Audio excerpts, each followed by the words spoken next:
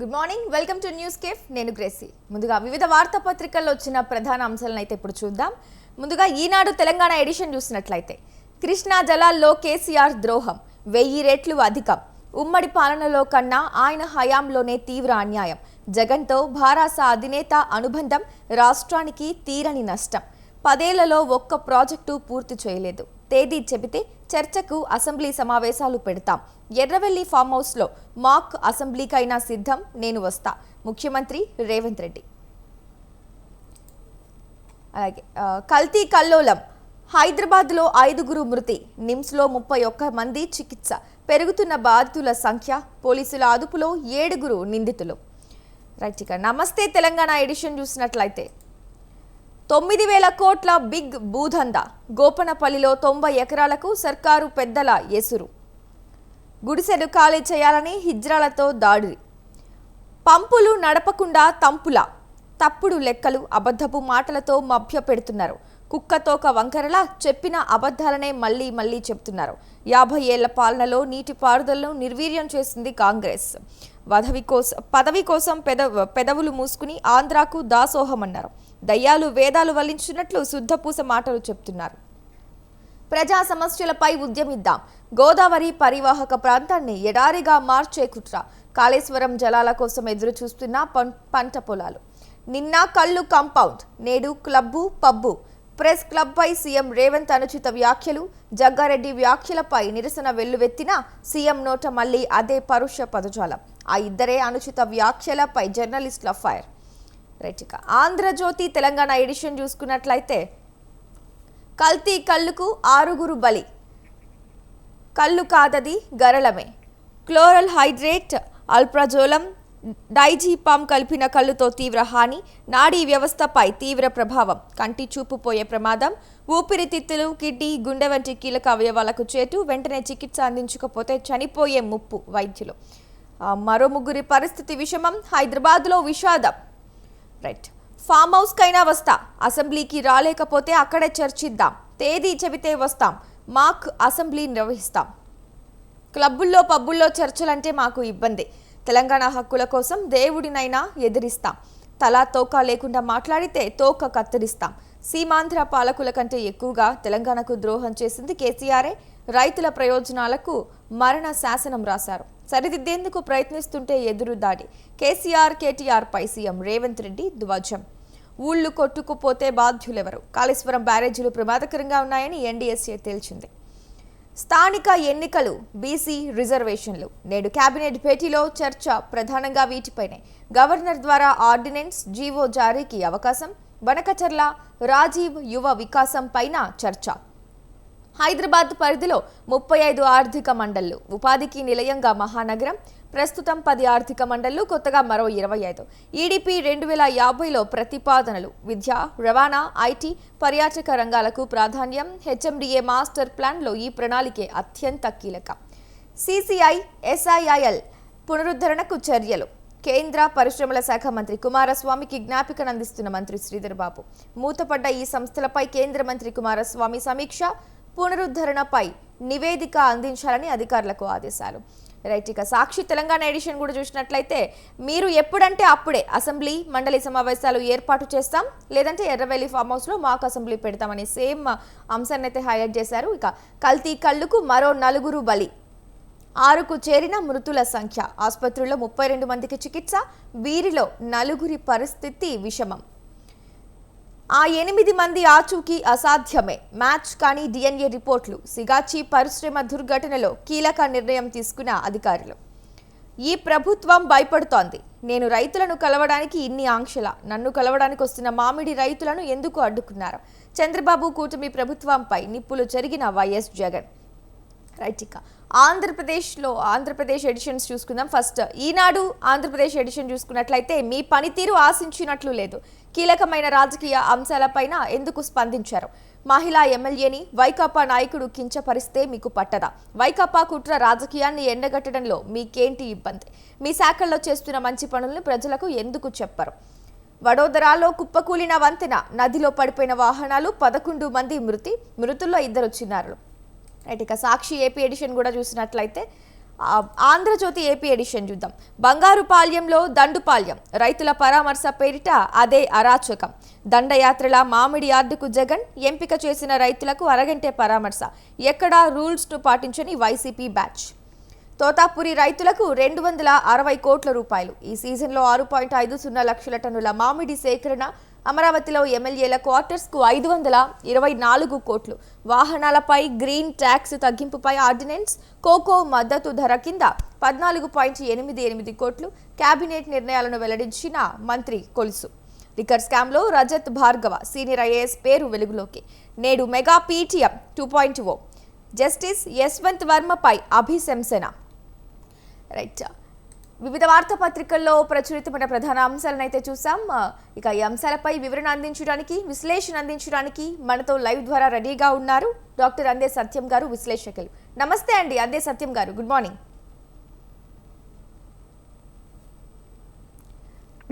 సత్యం గారు నమస్తే.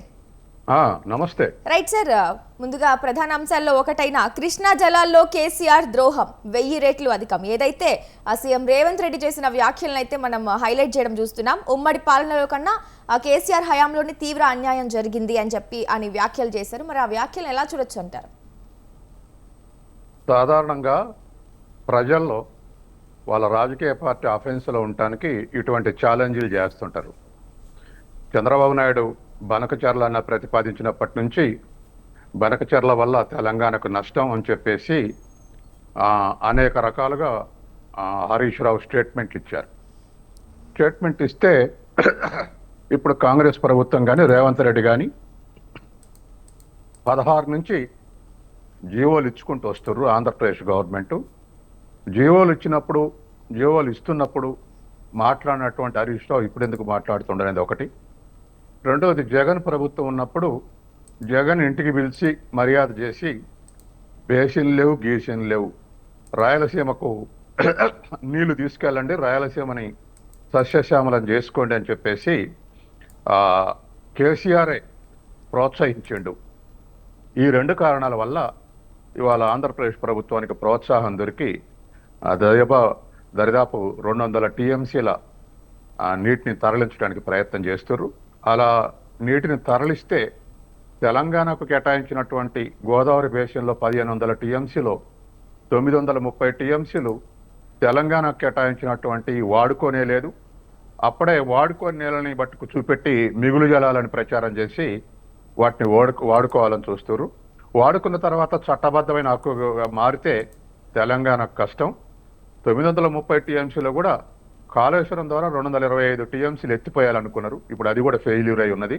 అందుకని మొత్తం తెలంగాణ నీళ్లు గోదావరిలో ప్రవహిస్తుంటే వాటిని చూపెట్టే మిగులు జలాలని చెప్పేసి వాడుకోవాలని చంద్రబాబు నాయుడు చూస్తుండు. ఇది మొత్తం కూడా జగన్ గవర్నమెంట్ నాటించి కేసీఆర్ ప్రోత్సహించిండు. రాయలసీమకు తీసుకెళ్ళండి, బేసిన్ లేవేం లేవని. దానివల్ల ఇవాళ ఈ పరిస్థితి వచ్చింది. కాబట్టి అసలు ద్రోహి కేసీఆరే. దానికి చట్టాలకు అతీతంగా మాట్లాడి ప్రోత్సహించండి అనేది ఇవాళ కాంగ్రెస్ గవర్నమెంట్ యొక్క కౌంటర్ ఆర్గ్యుమెంట్. అట్లాగే కేటీఆర్ మరొక ఛాలెంజ్ చేశాడు, ప్రెస్ క్లబ్ రండి చర్చిద్దామని. వాస్తవానికి ఇది పొలిటికల్. ఎందుకంటే ఎవరైనా విషయాలు చర్చించుకోవటానికి స్టాట్యూటరీ బాడీ శాసనసభ ఉంది. శాసనసభలో చర్చించుకోవాలి. కానీ నేను వచ్చి ప్రెస్ క్లబ్లో కూర్చుంటా, మీరు రారు అని అంటే అది తెలవని వాళ్ళకు ఛాలెంజ్ అనిపించవచ్చు, కానీ తెలిసిన వాళ్ళకు ఇదొక ఎత్తుగడగానే కనపడుతుంది. అట్లాగే దానికి కౌంటర్గా ముఖ్యమంత్రి మేము ఎర్రవల్లి వస్తాం, ఎర్రవల్లినే పెడతాం, ఫామ్ హౌస్లో పెడదాం అని ఇవాళ ముఖ్యమంత్రి కౌంటర్ ఇచ్చాడు. అంటే ఈ 2 కూడా ఆచరణ సాధ్యం కానీ ప్రెస్ క్లబ్లు వచ్చి ముఖ్యమంత్రి లేకపోతే మంత్రులు వచ్చి కేటీఆర్కు జవాబులు ఇవ్వటం, లేకపోతే కాంగ్రెస్ ప్రభుత్వం పోయి ఎర్రవల్లి ఫామ్ హౌస్లో చర్చ పెడతాం అనటం, ఇవన్నీ కూడా ఖచ్చితంగా అనుసరించ పద్ధతులు కావు. కాకపోతే జనంలో వాళ్ళ ప్రెస్టేజ్, తెలంగాణలో మా పార్టీ ఉంది, మా పార్టీ పోరాడుతుందని అనిపించుకుందుకు పనికొస్తాయి తప్ప ఏమిటి పనికిరావు. ఇటువంటి విషయాల మీద ఏమైనా చర్చ జరగాలంటే, తెలంగాణకు నష్టం జరగకుండా ఉండాలంటే అసెంబ్లీలో చర్చించి ఏకాభిప్రాయానికి రావటం అవసరం.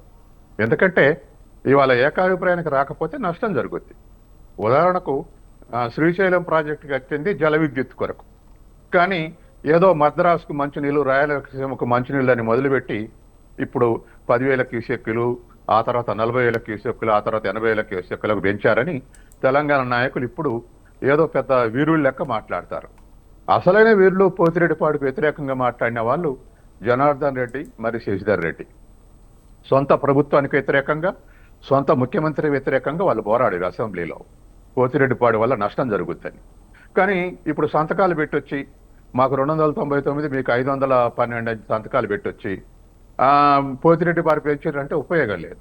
వాళ్ళు ఏమంటారు, కృష్ణా బ్యారేజ్ దగ్గర 110 టీఎంసీలు, కుడికాల ద్వారా నాగనసారి కుడికాల ద్వారా 110 టీఎంసీలు, మొత్తం కలిసి మేము 250 అడుకున్నా, ఇంకా 250 టీఎంసీలు పోతిరెడ్డి ద్వారా వాడుకుంటాం అంటారు. కాబట్టి ఎక్కువ నీళ్ళకు సంతకం పెట్టి పోతిరెడ్డిపాడు ఎక్కువ నీళ్లు వాడుకుంటారని ఏడిస్తే ఉపయోగం లేదు. కాబట్టి ఇటువంటి తప్పుడు పనులు చేసి ఆ తర్వాత సానుభూతిగా మాట్లాడటం కరెక్ట్ కాదు. ఇవాళ బనకచర్లది కూడా అదే. రేపు 200 టీఎంసీలు అంటున్నారు, 300 టీఎంసీలకు డిజైన్ చేశారంటున్నారు, మనసులో 400 టీఎంసీలు చేసుకోవాలనుకుంటున్నారు. ఆంధ్రప్రదేశ్లో కరువు ప్రాంతాల్లో బనకచర్లు ఉపయోగపడితే వాస్తవానికి అభ్యంతరం ఏం లేదు. కానీ తెలంగాణ వాటా 930 టీఎంసీలు వాడుకున్న తర్వాత మిగులు జలాలంటే ఆ మిగులు జలాలకు కూడా తెలంగాణకి ఎన్ని, ఆంధ్రాకి ఎన్ని అనేటువంటి ఒక అగ్రిమెంట్కి వచ్చిన తర్వాత అప్పుడు వాడుకుంటే అభ్యంతరం లేదు. కానీ తెలంగాణ నీళ్లు 930లో 30 టీఎంసీలు కూడా వాడుకోలేదు. అవి గోదావరిలో మిగులు జలాలు చూపెట్టి చంద్రబాబు నాయుడు బనకచర్లను చేస్తే స్ఫోటం కరెక్ట్ కాదనేది తెలంగాణ వాదం. ఈ విషయాన్ని 2 పార్టీలు ఒక అంగీకారానికి వస్తాయా, 5 పార్టీలు అంగీకారానికి వస్తే ఒక అంగీకారానికి శాసనసభలనే రావాలి. కాబట్టి ప్రజల్ని ఫూల్స్ చేయటానికి ఛాలెంజ్లు చేయటం, ఆ తర్వాత రా అని తొడలు కొట్టడం ఇవన్నీ ఒకటిదే. ఎంత గ్యాస్ ప్రజల్ని ఫూల్స్ చేయటానికి చేసేటువంటి పని. శాసనసభలు చర్చించండి, ఒక అభిప్రాయానికి రాయండి. ఆంధ్ర వ్యతిరేకత ఉండాల్సిన పని లేదు. తెలంగాణ 930 టీఎంసీలు వాడుకున్న తర్వాత మిగులు జలాలు 2 రాష్ట్రాల మధ్య పంపిణీ చేసిన తర్వాత అప్పుడు వాడుకుంటే అభ్యంతరం ఉండదు. కాబట్టి ఆ విధంగా ఏకాభిప్రాయానికి రావాలి తప్ప నువ్వు ప్రెస్ క్లబ్కు రా అంటే మేము ఫామ్ హౌస్కి వస్తామంటే ఇవన్నీ ఉపయోగపడే అంశాలు అయితే కావు. ప్రజలు ఏదో టైం పాస్కి చదువుకోవడానికి పనికొస్తాయి. రైట్ అండి సత్యం గారు. అలాగే ఇక మరొక అంశాన్ని కూడా చూద్దాం. నిన్న ఏదైతే ఏపీ కేబినెట్ సమావేశం జరిగిందో అందులో ఏపీ సీఎం చంద్రబాబు నాయుడు మంత్రుల్ని ఆదేశించారు. ఏమనంటే ఆల్రెడీ మీ కీలకమైన అంశాలపైన కూడా మీ పనితీరు సరిగ్గా లేదు. అలాగే వైకాపా నాయకులు మన శాఖలో ఉండే ఆడవాళ్ళని కానీ టీడీపీ కార్యకర్తలను ఏదన్నా అంటుంటే మీరు ఎందుకు గట్టిగా స్పందించలేకపోతున్నారు అన్న చందంగా వ్యాఖ్యలు చేయడాన్ని అయితే మనం చూస్తున్నాం, హెచ్చరించడాన్ని మనం చూస్తున్నాం. మరి వాటిని ఎలా చూడొచ్చు అంటారు? ఒకటి, మంత్రుల ఇన్ఎఫిషియన్సీ అనేది ఆయన దృష్టిలో ఉన్నటువంటి అంశం. అంటే సమర్థవంతంగా పనిచేయట్లేదు. పనిచేయటం అంటే సంతకాలు పెట్టడమే కాదు, రాజకీయంగా కూడా ఎదుర్కోవాలి, అట్లాగే పరిపాలన పరంగా కూడా ఎదుర్కోవాలి. పాలనాపరంగా ఎదుర్కోవటం అంటే ఇవాళ మహిళా ఎమ్మెల్యేని మన కోవూరు మాజీ ఎమ్మెల్యే నల్లపురెడ్డికి ప్రసన్న కుమార్ రెడ్డి ఏదో స్టేట్మెంట్ ఇచ్చారు డ్యామేజింగ్గా. ఆ డ్యామేజింగ్ స్టేట్మెంట్ ఇస్తే దానికి కౌంటర్ ఎందుకు మాట్లాడలేదు? కేవలం ఒక సోమిరెడ్డి చంద్రమోహన్ రెడ్డి మాట్లాడండి, మంత్రులు ఎవరు మాట్లాడలేదు. ఎందుకు మాట్లాడలేదు? ఆ తర్వాత హోమ్ మినిస్టర్ అనిత కూడా మాట్లాడింది. ఎందుకు మాట్లాడలేదు ఈ విషయాల మీద అనేది చర్చనీయాంశం. మిగతా మంత్రులు కూడా కౌంటర్ ఇవ్వకూడదా, మీకు బాధ్యత లేదా అనేటువంటి ప్రశ్న వేశాడు. తర్వాత రెండో అంశం రాజకీయం. తర్వాత మంత్రివర్గంలో శాఖలలో ఏవేవైతే మెరిటోరియస్ పనులు జరుగుతున్నాయో, ఏవైతే ప్రజలకు మేలు చేస్తున్నాయో, అటువంటి ప్రజలకు మేలు చేసేటువంటి పనుల గురించి ఎందుకు చెప్పట్లేదు? కేవలం సంతకాలు పెట్టడం కాదుగా, ప్రజల్లో కూడా తీసుకోవాలిగా. మా ప్రభుత్వం ఈ మంచి పని చేసింది, లేదా మా శాఖ ఈ మంచి పని చేసింది అని ప్రజలకు తీసుకెళ్లాలిగా. చేసిన మంచి ప్రజలకు చెప్పుకోకపోతే నష్టం జరుగుద్ది. కాబట్టి అదెందుకు చేయట్లేదు అనేది ముఖ్యమైనటువంటి అంశం. కాబట్టి నిర్లిప్తగా ఉండి ఇలా ఉంటే ఎఫిషియన్సీ ఆఫ్ గవర్నమెంట్ బయటికి రాదు. తర్వాత రాజకీయ శత్రువులను ఎదుర్కోవడంలో ఎవరో 2-3 కాదు పని, మొత్తం మంత్రివర్గం యొక్క బాధ్యత అని చెప్పేసి చంద్రబాబు నాయుడు చెప్పినటువంటి అంతరార్థం. కాబట్టి వాస్తవమే కదా, సమర్థవంతంగా వ్యవహరించడం, సమర్థవంతమైన పాలన ఇస్తే వాటిని ప్రజలకు చెప్పుకోవటం, రాజకీయ శత్రువు అయితే దానికి కౌంటర్గా జవాబులు ఇవ్వటం, ఇవన్నీ కూడా ఒకటి రాజకీయ కర్తవ్యం, మిగతా 2 పాలనా కర్తవ్యాలు. కాబట్టి వీటన్నిటిని కూడా ప్రజల్లోకి పోతేనే ఉపయోగం ఉంటుందని చెప్పేసి చంద్రబాబు నాయుడు చెప్పినట్టు యొక్క ఉద్దేశం. కాబట్టి ఆ ఆస్పెక్ట్లో ఆలోచించాల్సినటువంటి అవసరం ఉంది.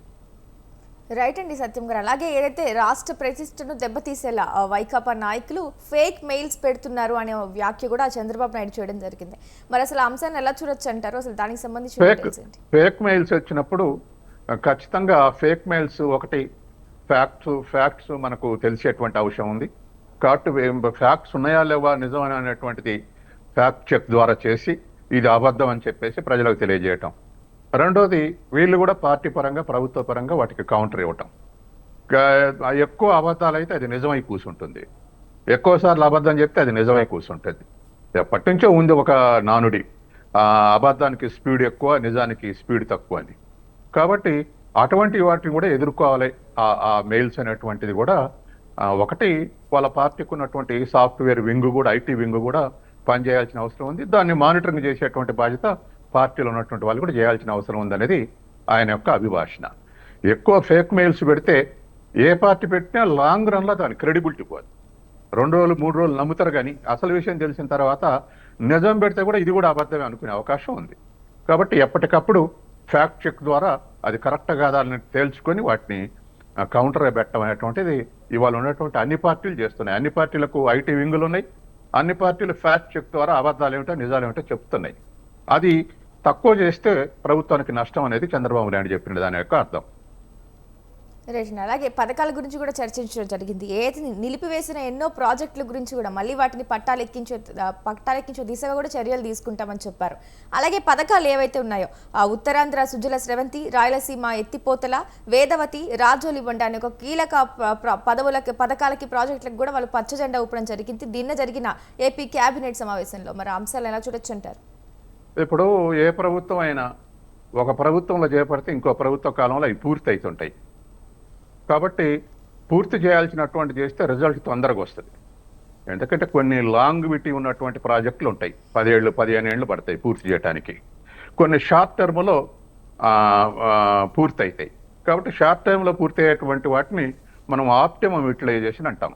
కాబట్టి వాటికి ఉన్నటువంటి ఫలితాలు తొందరగా ప్రజలకు అందాలంటే మిగిలిన ప్రాజెక్టులు పూర్తి చేస్తే తొందర ఫలితాలకు అందుతాయి. కొత్తగా ప్రాజెక్టులు చేపట్టి వాటిని 10 ఏళ్ళు 5 ఏళ్ళు అంటే ఈ ప్రభుత్వంలో ఈ 4 ఏళ్లలో అందే అవకాశం లేదు. కాబట్టి అటువంటివన్నీ పూర్తి చేయాలని చెప్పేసి నిన్న మంత్రివర్గం నిర్ణయం తీసుకుంది. గతంలో తెలంగాణ కూడా అట్లాగే నిర్ణయం తీసుకుంది. అంటే మిగిలినటువంటి కొత్త ప్రాజెక్టులు కాకుండా కొనసాగుతున్నటువంటి నిర్మాణం చేస్తున్నటువంటి తొందరగా పూర్తి చేస్తే ఫలితం వస్తుంది అనేది. కాబట్టి త్వరగా నీటిపారుదల సౌకర్యం లభిస్తుంది. ఇప్పుడు మంత్రివర్గం ఆమోదించిన ప్రాజెక్టులు పూర్తి చేస్తే ప్రజలకు ప్రత్యక్షంగా మేలు జరుగుద్ది. ప్రభుత్వం అంటే ఒక పాజిటివ్ వైఖరి ప్రజల్లో ఏర్పడుతుంది. కాబట్టి ఆ ఆస్పెక్ట్లో ఆలోచించాలి.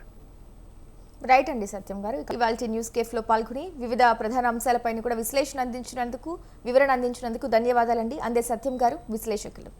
Thank you. ఇది ఇవాల్టి న్యూస్ కేఫ్. చూస్తూనే ఉండండి స్వతంత్ర.